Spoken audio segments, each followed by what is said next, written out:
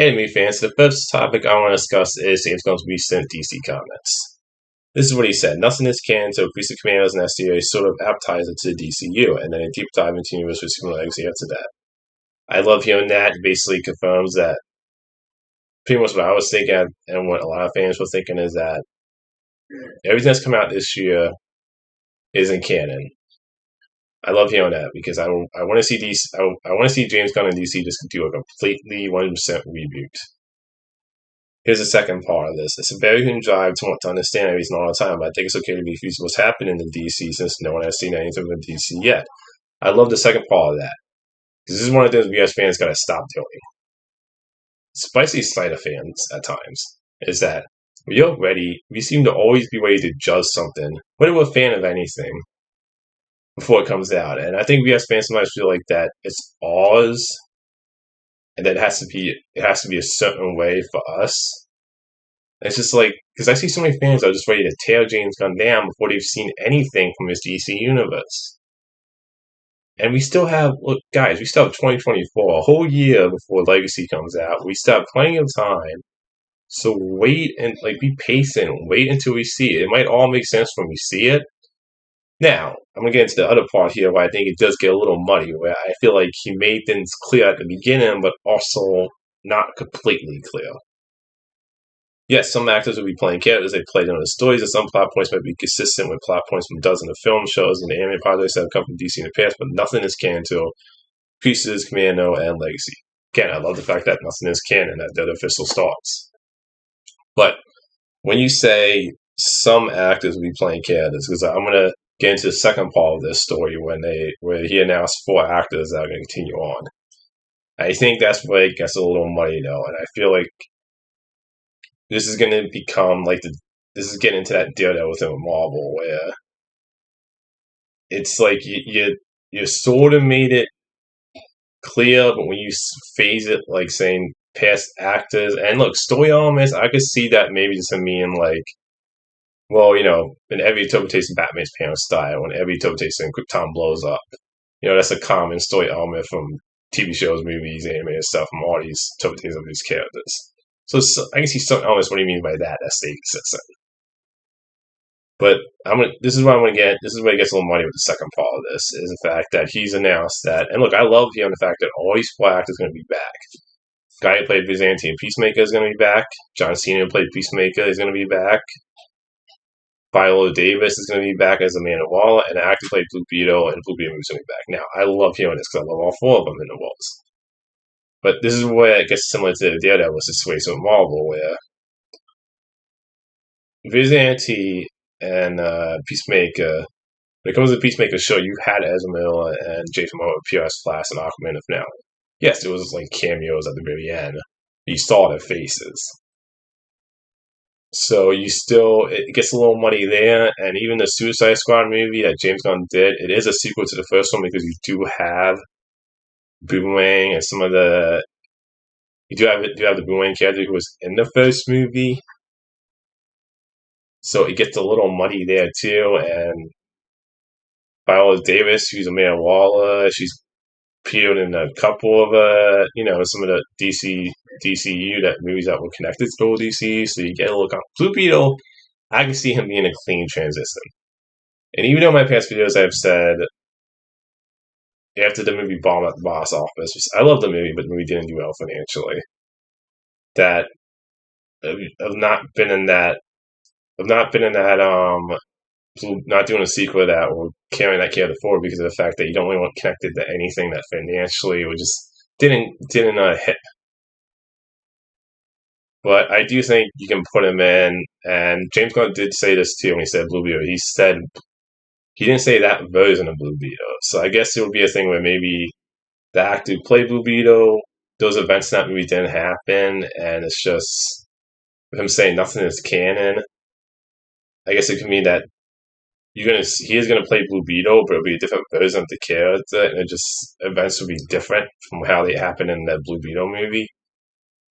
So that's why I also think it gets a little muddy there too. It's one of those things where I think James Gunn made it clear, but I also think at the same time we're still unsure. And again, I'm willing to be patient and wait to see how a DC Universe is. The only thing for me is that when I see these actors, when it comes to Peacemaker, Amanda Waller, Vigilante, I hope like when I watch the movies in this DC Universe, that doesn't feel weird watching them. Because like I said, I would prefer if they just recast everybody instead of 100% clean reboot. But I definitely can see they're gonna just keep certain actors, and they aren't big characters. I guess that's another thing. None of them are really lead characters. So, I mean, Vigilante only appeared in the show. Not everybody watched the Peacemaker show, and Peacemaker was part of an ensemble. And Amanda Waller, about to say it was Amanda Waller. She kind of was a supporting character in the movie, so it's not like she was a lead character. So I think you can sort of get away with that, but I just hope it doesn't feel weird when I watch the movies in the future. So it doesn't feel off. We'll see. I want to see fans just excited to see what James Gunn. I still have a lot of faith in him, and it'll probably make sense once I actually see his movies to see how his DC universe is going to be. The next thing I want to talk about is the news that sounds like Star Trek 4 is moving forward according to the writer. Which I would love to see a Star Trek 4. I don't know if this movie is going to happen because again, Star Trek Beyond came out a few years ago. That movie didn't do well financially. I mean, I think the highest one in that trilogy was Star Trek Into Darkness, which made 400. So none of them really did big numbers.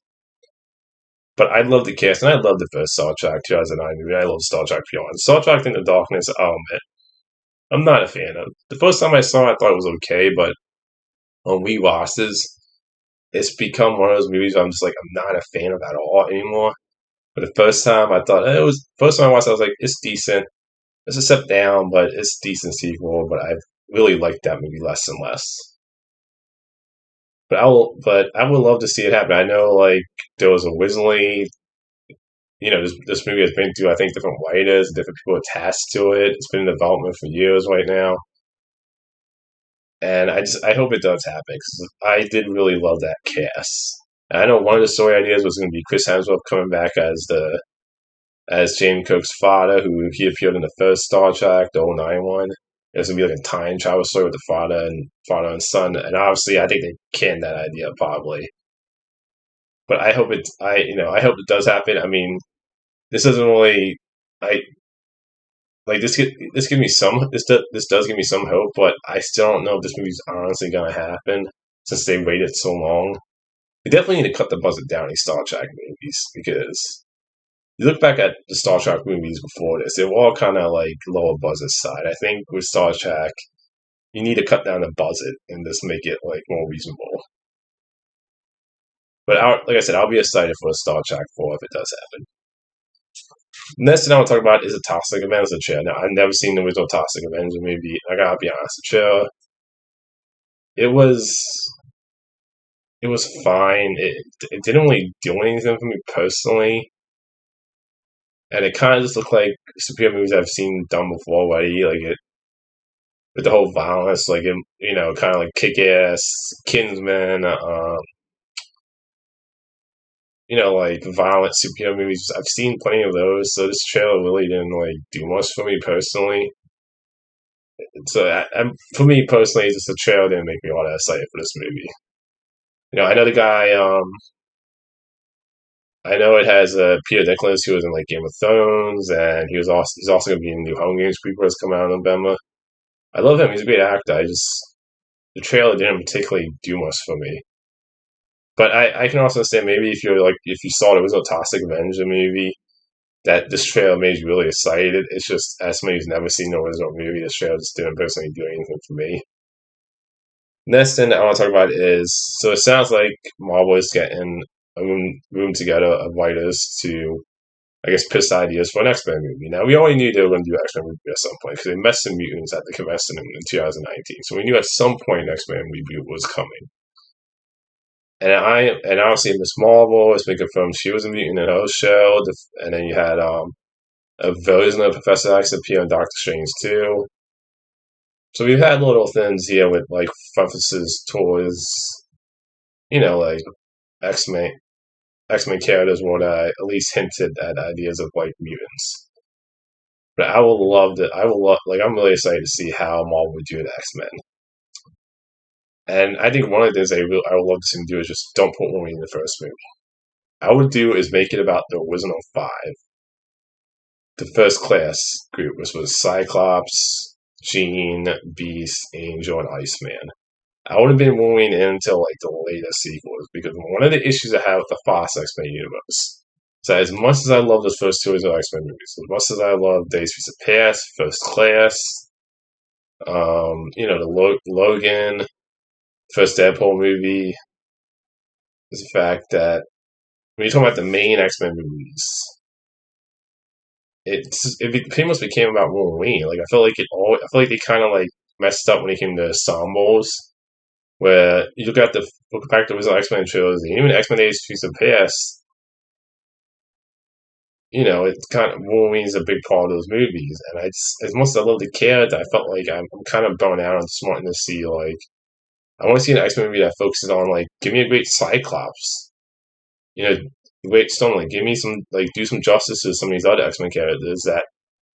No offense, as much as I love Wolverine, there's plenty of other great X-Men characters that I felt like kind of got like tossed aside in the Fox movies when they wanted to focus so much on Wolverine.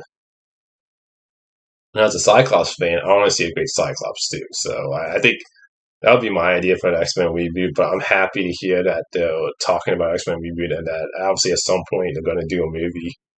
And I'm definitely curious to see how they're going to do the X-Men in the MCU because I still think it's a little. I still think you have to find a way to like figure out a way to have mutants exist. And the fact that you already have a world full of superheroes with superpowers, and you have to keep the element of the X-Men feeling different and why people hate them because they aren't like everybody else. Like I'm wondering how they're going to do that element with the fact that you already have a world full of superpowered people. But either way, I'm excited to hear that there's some movement on an X-Men movie happening. The next thing, and this will be the last thing I'll talk about, and this is a rumor, purely rumor, but it's being rumored that a Prey sequel is in development for Hulu. I hope this happens because I love Prey. Prey, in my opinion, is a great example of taking a franchise where, to me, the franchise, like I enjoyed Predator 2, I enjoyed Predators, I even enjoyed the first Alien vs. Predator, but it got me excited for a Predator franchise again. It got me excited for more Predator movies because Prey to me was just a great movie. As someone who loves the original Prey movie and felt like Predator 2 and Predators were okay, it got back to that quality of the first movie where it made me really want to see more Predator movies. And if you watch the credits end of the Prey movie, you can see where maybe there's a hint where the story could go. But I know some people also have the idea maybe like doing different time periods, which I think would be really cool too. I would love that idea. Like you could do a time period with samurai or just a completely different time period. That would be really cool. But personally, I would love to see more stories with that main character in Prey, and maybe see that story that hints at in the credits from Prey. Because you also know at some point they need to get the comeback. If you go by because canon wise, eventually they give it to Danny Glover's character in Predator too. So at some point they have to get that comeback too. But I think there's more story to tell with that character in Prey, and the credits I definitely think hint at that. So I would love to see a Prey. The only thing I want to say though is that if it's being rumored to be in development for Hulu, I really hope that doesn't mean it's released on a streaming service because I hope the fact that Prey was such a big hit on a streaming service critically, and a lot of people watched it, that gets them to put a Prey movie back in theaters because I think a Prey sequel would do really well in theaters if it's as great as that first movie. Because I don't want to see a Prey sequel be a streaming movie again. Like you made a great Prey movie that got people excited for the Predator franchise again. I think it would be a mistake not to put the Prey sequel in theaters, and not for a limited release, not for like a whole 1 week or weekend, but an actual theoretical one. Because I think it would do really well. But that's all the topics today. Until next time, movie fans.